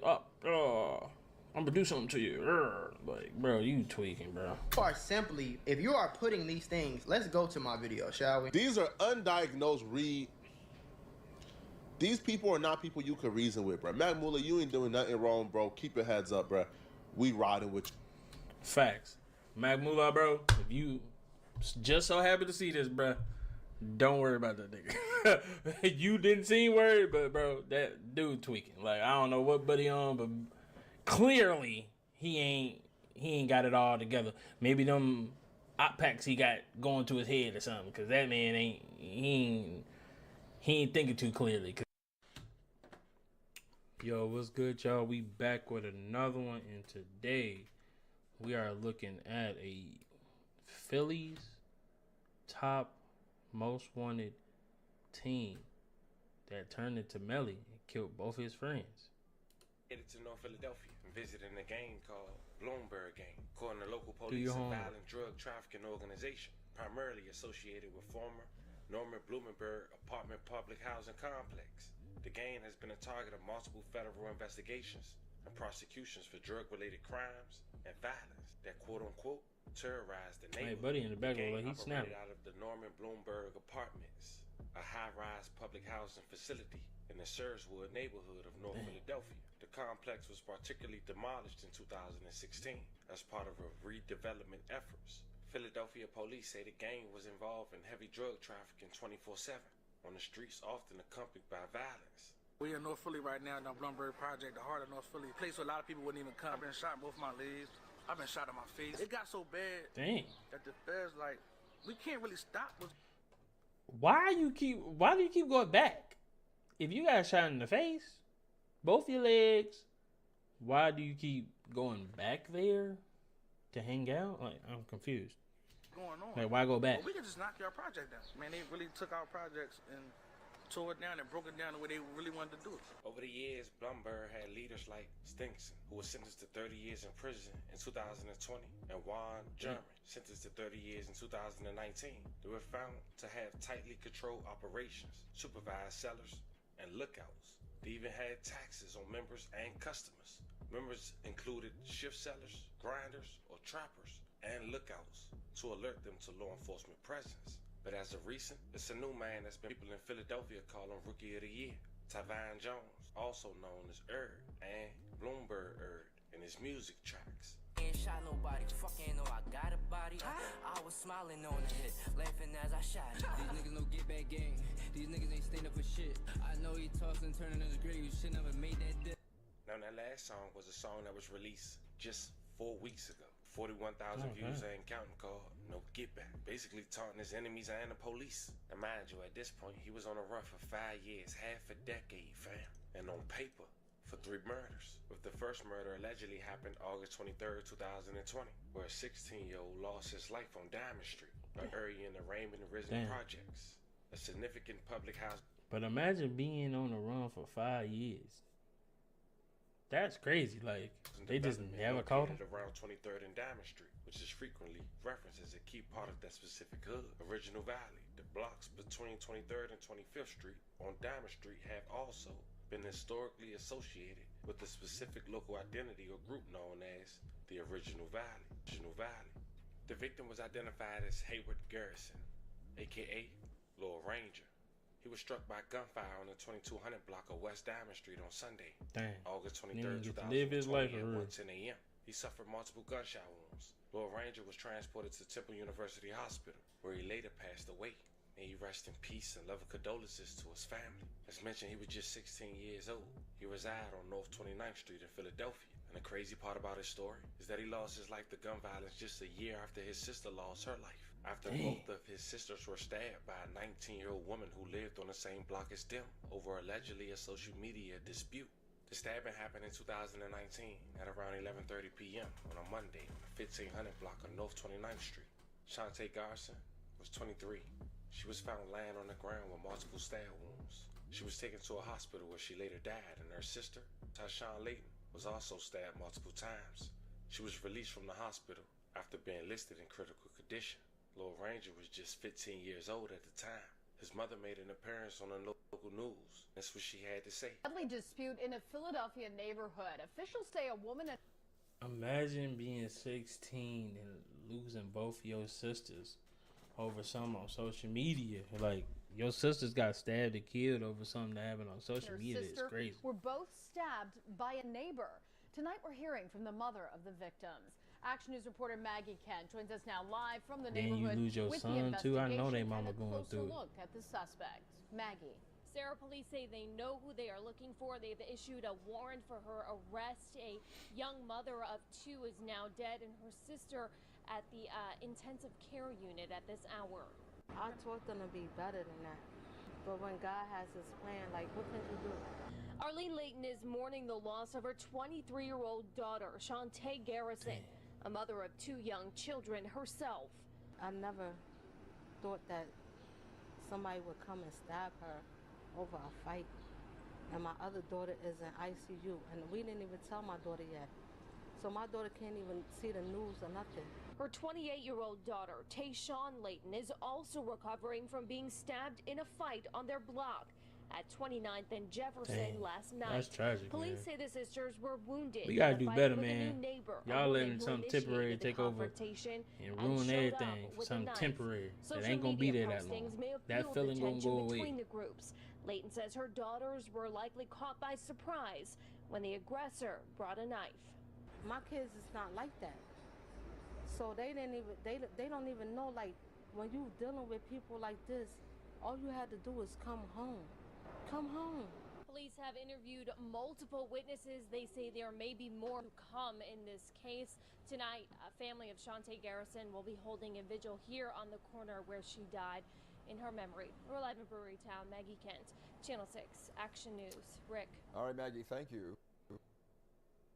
Now, as mentioned, Bloomberg, according to local police in Philadelphia, was responsible for Lil Ranger losing his life, and that was the story of him and his older sisters getting stabbed by a 19-year-old, leaving one deceased just a year prior. But just 2 years later, in 2022, police say Bloomberg was responsible for a local rapper who some would say made one of the most disrespectful disses of all time. His name was Wesley Rodwell, aka Burke Street Man.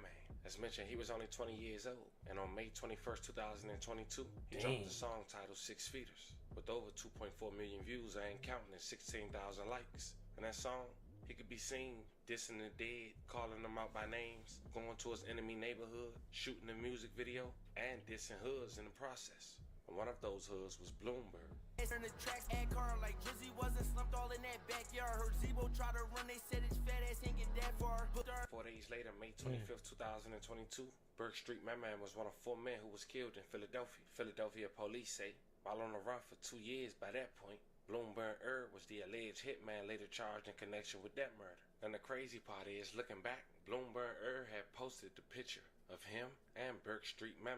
Things were true. Now the next murder happened just a few months later, September of 2022.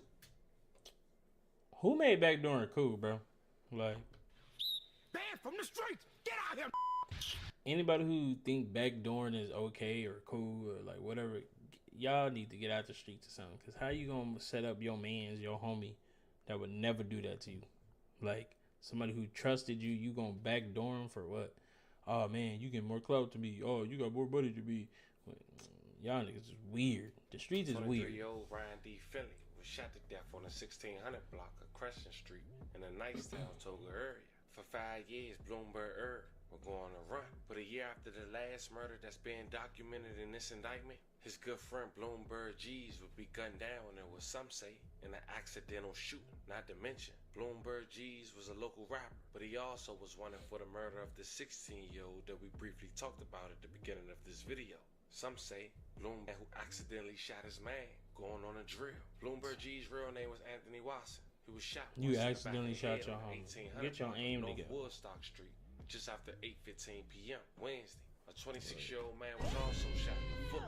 Police How you rushed shoot your Watson homie, bro? to Temple University He was originally listed in critical condition, but died about 4 hours later. May he rest in peace and love condolences to his family. He was only 21 years old, and he'd been a fugitive for over a year at that point, wanted for murder, as we mentioned. Apparently, they were trying to spin Burks. At the scene near Burks and Woodstock Street, police recovered a gun plus 16 shell casings from 2 different caliber weapons, indicating a shootout. The motive remains under investigation. Some say Bloomberg allegedly shot him in the head by accident. But then on the second week of December of 2025, after having a $5,000 reward, and you would think with 5 years on a run and only 5,000, they ain't really looking for you. But nonetheless, he would finally get apprehended. Oh, dang. Got him. They came at that door. Gotcha. You thought it was sweet. You probably in the same hood kicking it too. Down Avenue in Delaware County, the morning of Wednesday, December 10, 2025, after the U.S. Marshal Service said they received an anonymous tip. Is off the streets. U.S. Marshals arrest an alleged hitman accused of shooting and killing 3 people, including a 16-year-old. The fugitive task force took Divine Jones into custody at the Stratford Court Apartments in Lansdowne this morning. They say the 25-year-old is a member of the North Philadelphia Bloomberg gang. The alleged murders happened between 2020 and 2022. As we said, family, a blind leading a blind.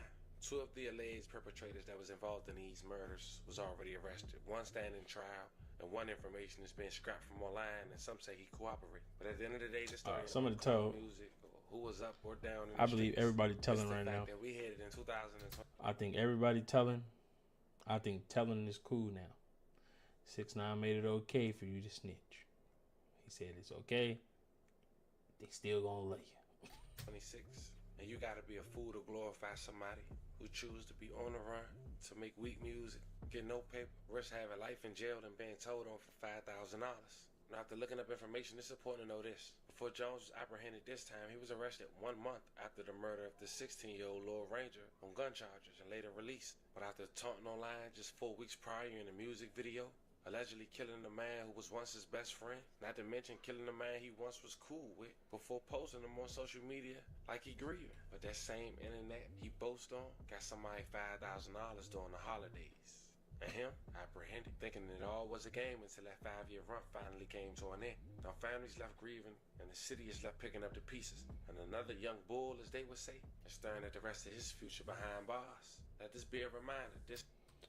Hey man, let me know what y'all think about this one in the comment section. This man really killed 2 of his homies. 1 on accident, and 1 he literally lined them up and took care of that. Like, this backdooring stuff is diabolical. You backdooring your homies is crazy to me. Like, it's never gonna make sense to be the backdoor your homie. But let me know what y'all think. Yo, what is up? We back with another one. Before we get into this video, I just want to say we just hit 3K subs and 1 million views on the channel. I appreciate all the love and support. We're gonna keep running it up. Let's get into this video. I've got some updates on this Stockton mass shooting situation, and it's looking really bad for EBK J-Bo. I'm not going to lie, it's actually looking very bad for him personally. We've been seeing EBK members trying to distance themselves from this situation, but now lyrics are resurfacing from earlier in his career that just look so awful in the context of this gang war that's ultimately led to 3 children being killed, another man being killed, and over... EBK J-Bo had something to do with them 3 kids being killed. That man needs to be underneath the jail. Underneath it. I don't give a fuck about none of that. Talking about some, oh, that's gang. Nah, I ain't trying to hear people none of that. Shot. It wouldn't surprise me if the feds are... Kids got killed. Need to be underneath. Look, banned from the streets. Get out of here. He banned from the streets. Get him up out of here. Really going to try and put him away forever for just even having been allegedly a part of the series of events that ultimately led to this incident. On top of that, the feds and the authorities, they're going really, really hard. They're putting up huge bounties, big money for anybody that can give them information to help them crack this case and put everybody involved away forever. And I would not be surprised if some of the people that were targeted in that incident that shot back are going to be facing serious jail time, because it sounds like the police have found several firearms that have been linked to the side of the shooting that was under attack and allegedly shot back. But first off, I want to show you this. Oh, somebody shot back? The rewards have apparently been raised to $130,000 if anybody's got information on the suspect. I'll tell on my mama for 130K. Nah, I'm just playing. Nah, but 130K, I'm telling. Homie, whatever. Hey, pack your bags, gang. You going to jail. Because I'm telling on you. I can take care of my kid and everything. I can take care of everybody a little bit. You know what I'm saying? I can make something shake is offering a $20,000 reward for information on the suspects in the Stockton mass shooting. Okay, now I don't know why it says the rewards reach 130,000. As I was saying, they got 20K for any info on the suspect, but there's going to be more different. Hold on. Pronounced dead from the shooting were 2 8-year-olds, a 14-year-old, and a 21-year-old. Yeah, you're cooked, buddy. No. Put his ass underneath the jail.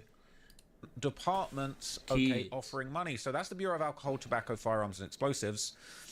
And then a suspect has yet to be identified or detained. They're saying the Stockton mayor, Christina Frugasi, reported that Crime Stoppers, along with herself and councilwoman Mariella Ponce, are offering a combined $25,000 reward for information leading to the arrest and conviction of those involved. The FBI and San Joaquin County Sheriff's Office offered a $50,000 reward, and the Youth Peace and Justice Foundation offered a $5,000 reward for information on the suspects. The FBI, after the ATF announcement on Friday, Stockton Crime Stoppers added $30,000 to the original award of $25,000. So now the total reward for any information regarding the Stockton mass shooting suspect is $100. Let me know right now. Are you telling for 130K? I just want to know. Just leave it down in the comments. I want to know. $30,000. That's a lot of money. This is a community that has been down bad for some time. People have been telling me, I know people that live in the area, people have been telling me, yo, this area is desolate. People are hungry. People are starving. People are really getting it by any means. They're saying this is not an area you can just pull up and hang out. You finna get robbed for everything you got. You need to be very careful out there. So it wouldn't surprise me if somebody in the community said $130,000. I know what went on. Let me get that. And you know what? Even without the money, they would be doing a service to the community, okay? I don't care what anybody says. Gang, we're supposed to stick. Like, I did an interview with somebody the other day who is an ex-gang member, did a lot of time, and they just could not fathom the idea that I would actually say, I want to see people in jail. But this is the problem. If you're in this mindset, all these gang members protecting each other, they're putting up a wall of silence to the police. These are kids that got killed. This ain't no snitching on your homie for doing a drill together. This is children who lost their lives, who deserve justice. The families deserve justice, and the community needs to heal. And $130,000 might just do it. So to any brave soul out there that's got information on this crime, I'm not putting up any money, but I'm just letting you know. $130,000. That's a big down payment. Hey, whoever know some information, wait a little bit. They might up that motherfucker. I ain't gonna walk. That get yourself a clip. Or somebody might beat you to set up for life, and also put away just a diabolical, absolutely horrible person. I ain't gonna lie. Maybe going to somebody, if you know who did it, you might want to go and collect that $130,000. I ain't gonna cap. But anyway, moving on to the next piece of news that's come out.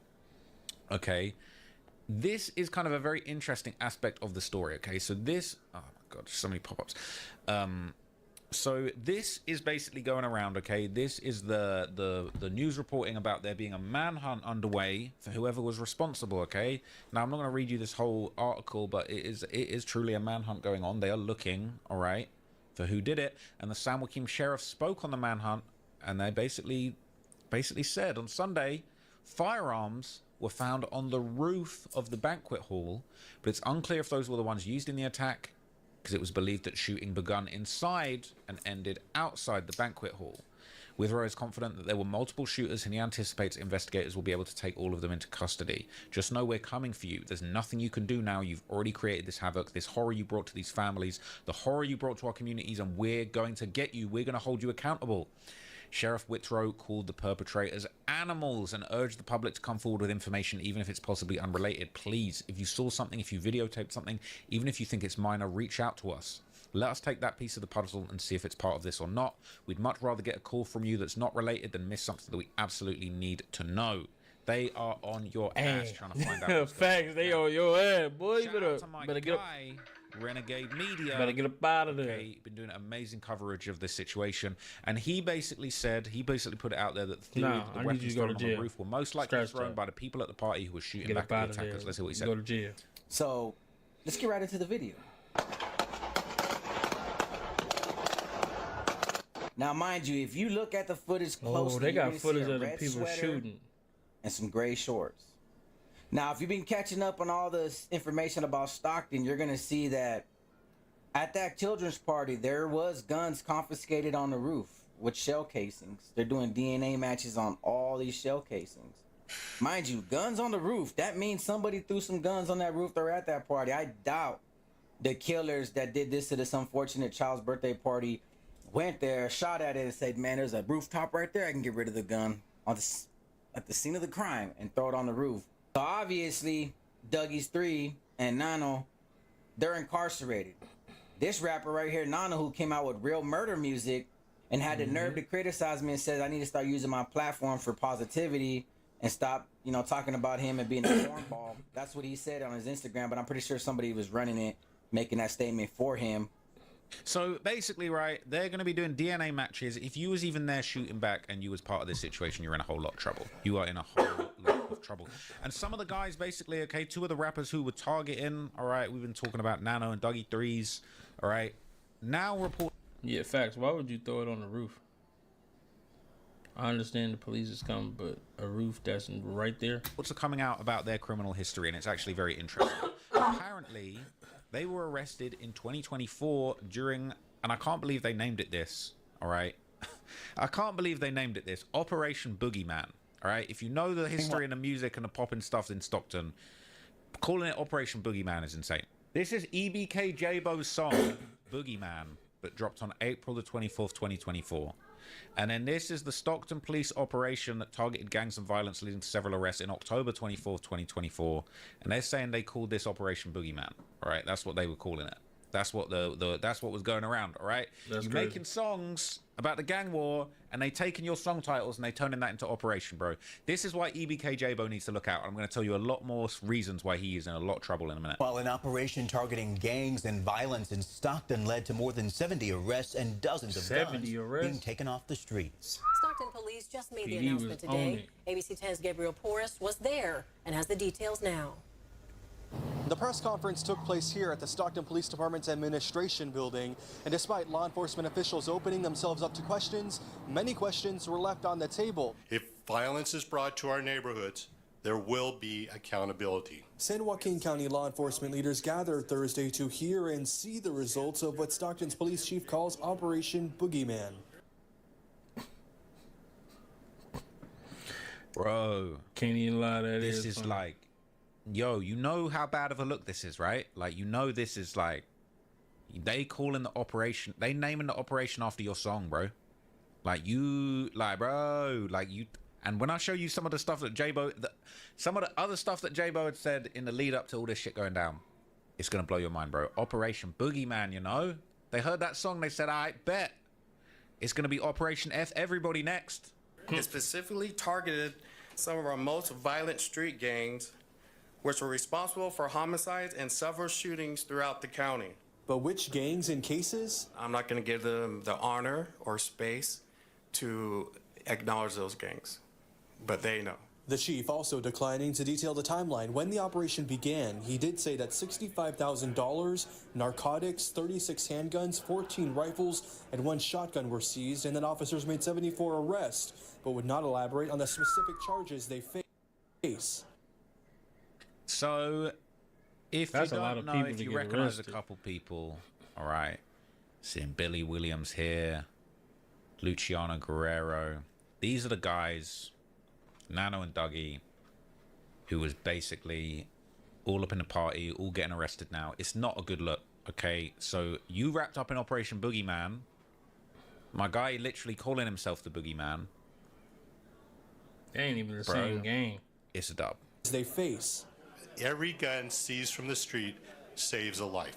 Operation Boogeyman is one of the largest gun violence intervention operations in our county's history and perhaps the state. Stockton City Manager echoing that pride. We are winning. Crime is on the decline in Stockton, and it is not by accident. Overall crime down by 12% in the first 9 months of 2024, according to city numbers. A lot, brother. And for those who don't feel that decline in violence, Chief McFadden making a promise. Our work will never be done until the victimization stops. So a lot of people are getting cooked. All right. Now, what's really crazy? Getting messed up. Even though both of the victims who were at the party got in trouble and got arrested, they got arrested for parole violations, okay? But Renegade Media has now revealed that Flyboy Dougie 3's violation was actually a little bit twisted. Okay. All he got was a parole violation. His daughter's party got shut up. Family member shot. I understand he in the gang, I get it. But at the same time, that's his daughter's birthday party. They had no right doing that. Because word was... What happened to Kids Off Limits, bro? What happened to that? Like, y'all just don't care. Y'all hit us. Going around that he'd been convicted of some heinous crimes, all right, and he might not have been supposed to be around these kids. And apparently his violation, reportedly, was failing to register as an S offender, allegedly. Oh, no. Arrest record as they were facing. Maybe that birthday party wouldn't have been targeted. But Billy Williams' arrest record, as you can see, I'm showing you proof. It shows the day where he got busted December 1st, where he was arrested on a parole violation. So I kept scrolling down just to see what kind of criminal background he is, because a lot of these gangster rappers talk about they got multiple bodies, but ain't none of them in jail for murder. Do love to beat on women? A lot. A hell of a lot. And I'm showing you the charges. But one charge came up. Failure to register as a sex offender, and that was a parole violation.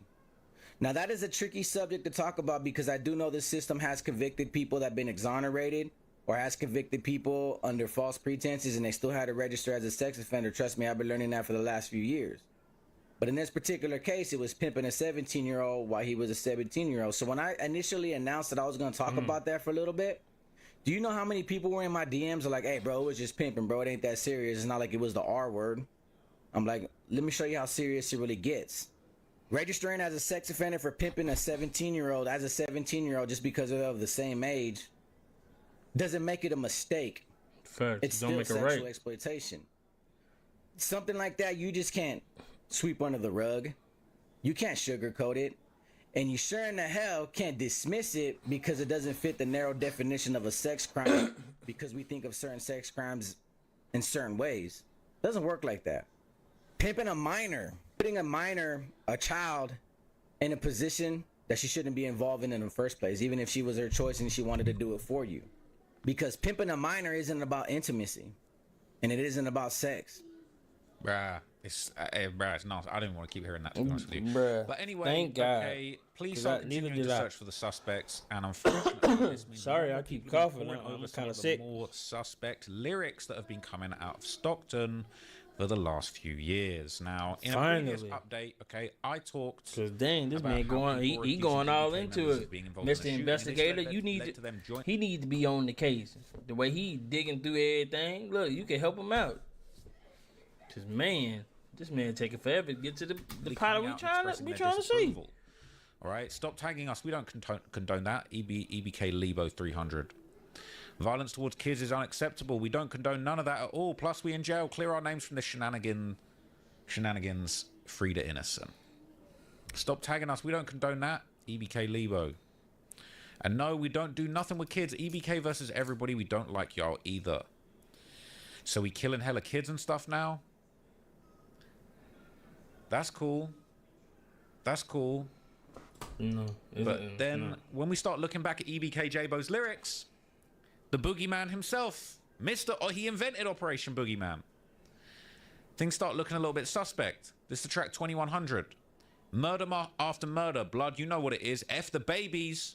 When it come down to it, they get hit. Smoke the kid. Every dude round here got a stick. That's going to be a problem. That's going to be a very, very big problem. On a 2024 track, Can't Save Me, he said, EBK J-Bo, Can't Save Me, from the Reaper. You said it ain't hard to get a B on your belt. Grab you one. It's a body. We popped his kid. Now we don't exist. He never had a son. Some of that is kind of taken out of context. Either 2024. Give that chain up. Talking about when I shoot, it's hard to watch out for kids. No cap, bodies drop. Okay. 2025. Long live my brother. Okay. This is the song.